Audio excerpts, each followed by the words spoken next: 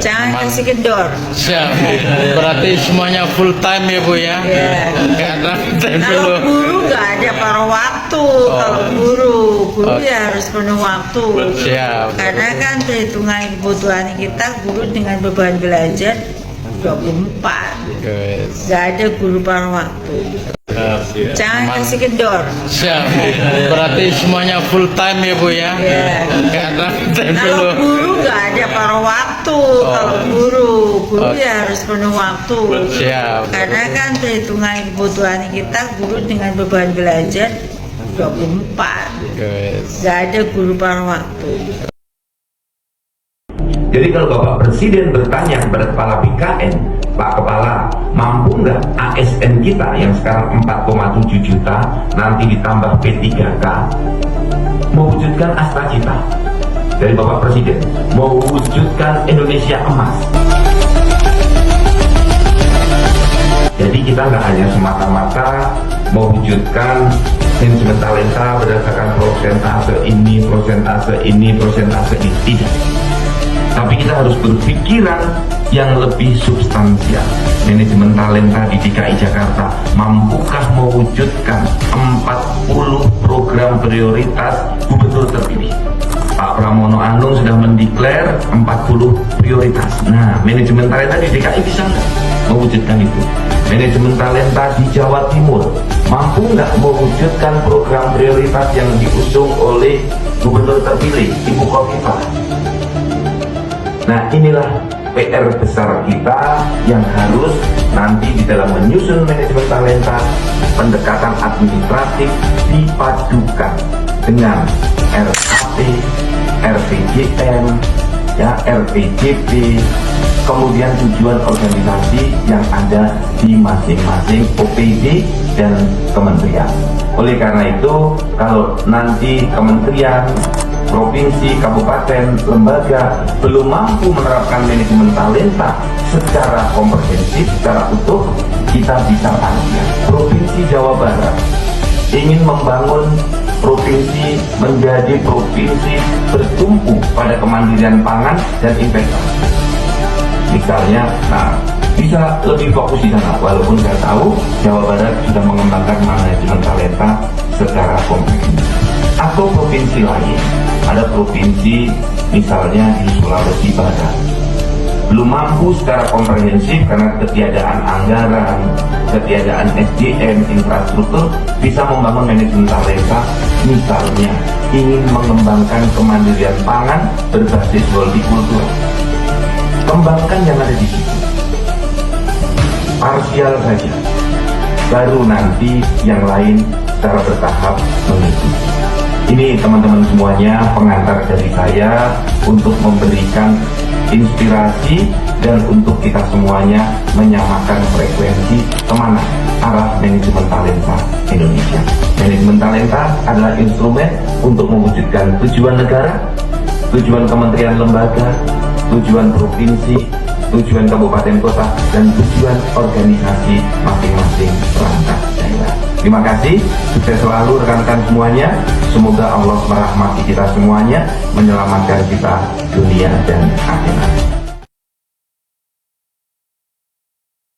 Wakil Ketua Komisi 2 DPR RI, Dede Yusuf, meminta pemerintah untuk memperhatikan nasib tenaga honorer di tengah efisiensi anggaran. Menurutnya, belum ada data pasti terkait jumlah honorer yang terdampak efisiensi anggaran hingga berakibat pemutusan hubungan kerja atau PHK. Menurut Dede Yusuf, tidak boleh ada honorer yang terkena PHK di tengah efisiensi anggaran, mengingat kebijakan tersebut dikeluarkan menjelang bulan Ramadan dan Hari Raya Idul Fitri. Sehingga, pemerintah perlu memprioritaskan pengalokasian gaji kepada honorer, terutama bagi mereka yang belum mendapatkan formasi setelah mengikuti seleksi P3K. Saudara kita ini yang saat ini honorer sudah kemarin lepas dari posisinya mereka di tempat yang lain karena gara-gara ikut P3K honorer, tiba-tiba sekarang belum dapat formasi dan efisiensi memotong pendapatan mereka. Di tengah mau Ramadan dan Lebaran, menurut hemat kami menjadi sangat penting pemerintah harus benar-benar memprioritaskan gaji. Jadi jangan sampai gaji itu hilang. Kalau soal dalam prosesnya formasi masih menunggu dan sebagainya, itu kita anggap itu bagian daripada proses. Daerah kan tidak semuanya juga yang membuka formasi dan ini sudah diberikan teguran-teguran. Tetapi kalau konteksnya jangan sampai ada honorer yang sudah tidak dapat gaji malah terkena pemotongan. Saya pikir itu aja. Dede Yusuf menambahkan, pemerintah sebaiknya menerapkan skema work from home dalam upaya efisiensi anggaran daripada memutus hubungan kerja tenaga honorer.